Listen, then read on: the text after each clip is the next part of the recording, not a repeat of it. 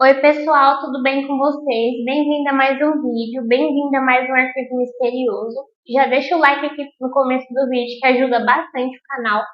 Se você não é inscrito, se inscreva e me acompanhe também nas minhas redes sociais. Então vamos lá começar o arquivo misterioso de hoje.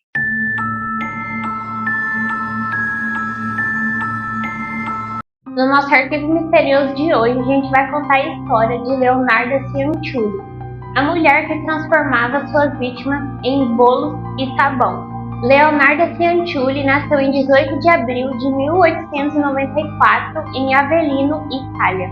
Filha de Serafina Marano e Mariano Cianciulli, e há algumas histórias que a mãe da Leonarda tinha sido abusada e ela acabou gerando a Leonarda, que era fruto de um abuso. E o abusador, no caso, era o Mariano, né, o pai da Leonarda. A mãe da Leonarda foi obrigada a casar com o pai dela, né, na época, que era muito antigamente, né, como ela engravidou e ela não era casada, então ela foi obrigada a casar, mesmo que tenha sido fruto de um abuso. E a Leonarda apanhava constantemente da sua mãe. A mãe dela era revoltada, né, porque ela não queria ter casado com o pai dela. Então a Leonarda apanhava constantemente, sofria abuso físico e psicológico. E ela tentou suicídio 2 vezes na adolescência, quando ela tinha 13 anos. E em 1917, a Leonarda se casou com um funcionário do cartório, o Rafael Pansart. E os pais da Leonarda, eles não aprovavam o casamento, porque eles queriam, né, que a Leonarda se casasse com um comerciante local. Então eles não aprovavam, porque o Rafael, ele era mais pobre do que esse comerciante. E por conta disso, a Leonarda falou que a mãe dela acabou amaldiçoando o casamento dela. E em 1921, a Leonarda e o Rafael se mudaram para a cidade natal do Rafael, Lauria Potência. Em 1927, aos 33 anos, a Leonarda acabou sendo presa por fraude. E ela passou algum tempo presa, e logo depois que ela foi solta, ela e o marido se mudaram para Lacedônia, Avellino. Depois, a casa deles acabou sendo destruída por um terremoto, o terremoto Irpina, em 1930. E eles se mudaram mais uma vez, dessa vez foi a última mudança deles. Eles se mudaram para Reggio Emília. Por lá, a Leonarda acabou abrindo uma pequena loja, e ela era muito querida e conhecida na vizinhança. E do casamento com Rafael, a Leonarda acabou tendo 17 gestações. E dessas 3, ela sofreu aborto espontâneo e acabou perdendo 10 bebês ainda pequenos. E por conta disso, ela acabou virando uma verdadeira mãe urso. Ela acabou ficando muito protetora, né, com os outros filhos que sobraram, que eram 4 filhos.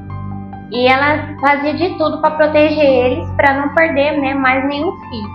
Enquanto os filhos dela ainda não eram pequenos, ela acabou visitando uma cartomante, e essa cartomante disse que ela perderia todos os outros filhos, que independente da idade ou do sexo, os outros filhos dela também morreriam, assim como os outros. E então ela ficou muito preocupada, e a preocupação dela aumentou mais ainda quando o filho Giuseppe, ele se alistou no exército italiano para lutar na Segunda Guerra Mundial, em 1913. Então a Leonarda, ela pensou no que ela podia fazer, né, para poupar a vida dos filhos dela e proteger eles para não acontecer nada de ruim. Então ela decidiu que, para poupar a vida deles, teria que fazer sacrifícios humanos de pessoas inocentes. E por um bom tempo, a Leonarda, ela ficou investigando ali a vizinhança, né, procurando as possíveis vítimas que seriam boas, né, para ela, que se encaixavam ali mais no padrão dela. Então ela ficou um bom tempo vendo ali, e ela acabou escolhendo 3 vítimas que eram vizinhas dela. Então ela escolheu as 3 vizinhas que não tinham parentes próximos e que tinham uma boa quantia de dinheiro. E a primeira vítima da Leonarda foi Faustina Sete. Ela era uma solteirona que não tinha quase nenhum familiar. Leonarda, né, entrou em contato com ela como uma amiga, e depois foi falando, né, sobre alguns pretendentes. Já que a Faustina, ela era solteira e já era um pouco velha, ela estava à procura de um pretendente. Então, a Leonarda acabou enganando ela, dizendo que tinha um pretendente adequado em Pola. Então, ela disse para ela viajar para lá, mas que não era para contar para ninguém. Então, um dia antes de viajar, a Faustina mala se arrumou toda e voltou até a casa da Leonarda. E chegando lá, a Leonarda, né, disse para ela fazer cartas e cartões postais para enviar, né, os poucos familiares que ela ainda tinha, para não deixar eles preocupados, né, assim que ela fosse para outra cidade. E logo depois a Leonarda acabou oferecendo um vinho para ela que estava envenenado. Depois a Leonarda acabou matando ela com um machado e arrastou o corpo dela para um armário. E lá ela cortou o corpo da Faustina em 9 partes e coletou seu sangue e colocou em uma bacia. Então a Leonarda dissolveu os restos do corpo da Faustina em soda cáustica e o sangue ela misturou com massas de bolo. Depois ela assou esses bolos e servia para as visitas e para o marido, e até ela mesma comia esses bolos que ela tinha feito. E em 5 de setembro de 1940, a Leonarda fez sua segunda vítima, Francesca Soavi. Leonarda disse que tinha encontrado um emprego para ela em uma escola para meninas em Piacenza. Leonarda agiu do mesmo modo. Ela disse para ela fazer as malas, fazer cartões postais, e cartas para os familiares e não avisar ninguém que ela iria fazer essa viagem. Então, mais uma vez, a Francesca foi até a casa da Leonarda. Chegando lá, ela entregou os postais que ela tinha feito, deixou as malas lá e a Leonarda também ofereceu um copo de vinho. E o copo de vinho também estava envenenado. A Leonarda também terminou de matar a Francesca com um machado. E logo depois fez a mesma coisa com o corpo que ela tinha feito com a primeira vítima, com a Faustina. E em 30 de setembro de 1940, a Leonarda fez a terceira e última vítima, Virginia Cassiopo. Ela era uma cantora de ópera local, ela fazia várias peças e era um pouco famosa ali na região. E a Leonarda ela falou que tinha encontrado um emprego como secretária para um empresário local misterioso. Então, a Virginia ficou super empolgada, ela queria um novo emprego. Então, a Virginia foi instruída, assim como as outras, a não contar para ninguém, também fazer as cartas. Então, um dia antes de viajar, ela também foi até a casa da Leonarda e lá aconteceu a mesma coisa. Ela também tomou o vinho envenenado e também teve o corpo cortado. Mais diferente das outras vítimas, o corpo dela foi derretido e usado para fazer sabão. E a irmã da Virginia, ela acabou suspeitando do desaparecimento dela. Tinham passado vários dias. Então, ela foi até a polícia e relatou que a última vez que ela tinha visto a Virginia disse que ia até a casa da Leonarda e também algumas pessoas da vizinhança acabaram vendo a Virginia entrar na casa da Leonarda. Então a polícia abriu uma investigação e acabou prendendo a Leonarda. Inicialmente ela não contou nada, ela disse que ela não tinha feito nada, que ela não ia falar nada porque ela era inocente. Mas depois a polícia perguntou se o filho dela mais velho, o Giuseppe, estava envolvido, que se ela não contasse eles também iriam prender ele porque ele estava envolvido. Então ela ficou desesperada, ela disse que não, deixasse ele fora disso, que ele não tinha feito nada. Ela disse que iria contar tudo, mas que era para deixar o filho dela de fora porque ele era inocente. Então ela contou sobre os assassinatos. Primeiro ela não quis contar sobre todos os assassinatos, ela contou só de um e depois a polícia foi tentando tirar outros testemunhos dela, que foi mais difícil. Então ela contou o que tinha feito com a Faustina.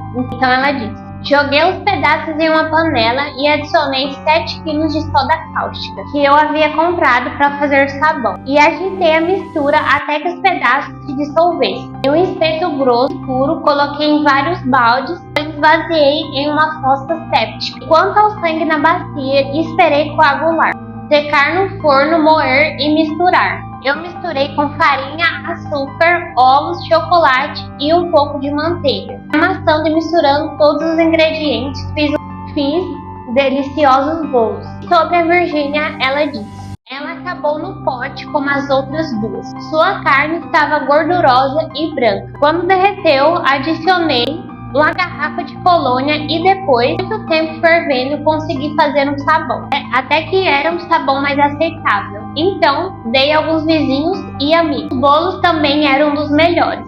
Aquela mulher era realmente doce. E ela conseguiu ter alguns pertences da Virginia. Ela pegou algumas roupas e joias e acabou vendendo e pegando dinheiro para ela. E ela disse que destruiu os restos da Virginia e depois atirou os outros restos no canal Córrego. Depois terminou de confessar, esses outros que eu falei pra vocês, só no final do interrogatório. Ela demorou muito pra falar. E um policial, perguntou no interrogatório o que tinha acontecido com as vítimas, por que ela tinha feito aquilo. Então ela disse: bem, eu como meus amigos se eles quiserem ser comidos. Eu estou pronta para devorá-los. Eu comi as desaparecidas. uma assada e outra cozida, e outra estufada. Então, o julgamento da Leonarda iniciou em 12 de junho de 1946 em Reggio Emília. E tem um ponto interessante nessa história. Ela fala que essas mortes foram sacrifícios de sangue em homenagem à mãe dela, que a mãe dela faleceu em sonho e disse que se ela não fizesse aquilo, todos os filhos dela iriam morrer e iria levar com ela. E tem uma teoria que secretamente a Leonarda foi levada até um necrotério local para mostrar, como que ela tinha feito tudo aquilo com as vítimas, porque ela era uma mulher bem pequena, bem baixinha, então as autoridades achavam que ela não conseguia fazer aquilo com o corpo, sozinha. Eles não conseguiram entender, como que ela conseguiu cortar o cadáver em apenas 12 minutos. Mas essa teoria nunca foi comprovada, de que ela realmente foi no necrotério. E em 20 de julho de 1946, a Leonarda foi considerada culpada dos 3 assassinatos, o roubo das propriedades das vítimas, dos desprezos e, portanto, foi condenada à hospitalização por pelo menos 3 anos em um asilo criminal e mais 30 anos na prisão. E os anos de sentença foram reduzidos a 24 anos devido à sua semi-enfermidade mental. Depois foram restaurados para 30 anos novamente. Além disso, a jurisprudência da época também negava a premeditação por considerá-la incompatível com a semi-enfermidade. Então a Leonarda foi declarada, portanto, culpada de triplo homicídio, destruição de cadáver, saponificação e roubo agravado. Algum tempo depois, a Leonarda acabou morrendo em 15 de outubro de 1970 de apoplexia cerebral, no asilo criminal feminino em Pozzuoli. E tem vários artefatos que foram para um museu, que a Leonarda usou, para fazer as vítimas, como machado, cutelo, uma faca de cozinha, as panelas, que as vítimas foram fervidas, e eles estão em um museu criminológico em Roma desde 1949. E ela foi enterrada no cemitério de Pozzuoli em uma tumba comum para pessoas pobres. E no final do período do sepultamento, em 1975, ninguém reivindicou os seus restos mortais, então eles acabaram em um ossário comum. Então esse foi o arquivo misterioso de hoje. É um caso curto até, antigo, não tem tantas informações, mas é um caso bem bizarro. Então agora eu vou dar minha opinião sobre o caso. Esse caso é bem bizarro, gente? Muito bizarro. Acho que é um dos casos mais bizarros que eu já contei até agora aqui no canal, Tem outros casos que são bem pesados, mas não tão bizarros e estranhos, igual ele.